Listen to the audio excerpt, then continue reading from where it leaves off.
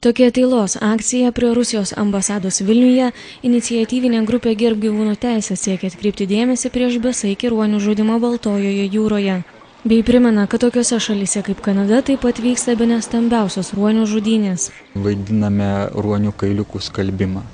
Reiškia, tie ruonių kailiukai nors ir balti, bet iš tikrųjų vykdoma tokia kruvina medžioklė, kad jie bus visą laiką sutepti krauju ir niekaip jų neišskalbsi. Ir rankas taip pat niekas negalės atsiplauti. Akcijos rengėjų duomenimis šių metų ruonių žudimo kvota yra apie 30 000. Tačiau jauniklių leidžiama sumedžioti daugiau, kadangi vieno suaugusio ruonio gyvybė yra prilyginama 2,5 jauniklių. Dažniausiai pasaulyje naudojama štai toks medžioklės metodas, kuriuo metu jaunikliai uždaužomi iki mirties, nes tokiu būdu nesugadinamas kailis. Per pastaruosius 5 metus Kanadoje buvo nužudyta apie 1 milijonas ruonių.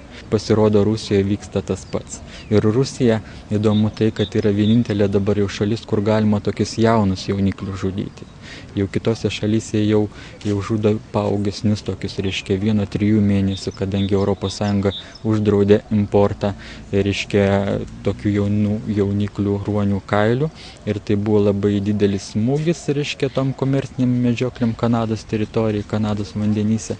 Bet, reiškia, vis dėlto yra didelė dar nepasotinama rinka tokiose šiaurės šalyse, kurios nepriklauso ES, taip kaip Norvegija.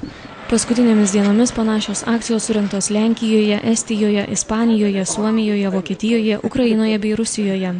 Draudimo importuoti ruonių produktus į ES nėra, tačiau kai kurios šalys jau įveda tam skirtus nacionalinius įstatymus. Vilniuje vykusios akcijos dalyviai taip pat ragina žmones pasirašyti peticijoje, raginančioje uždrausti ruonių produktus.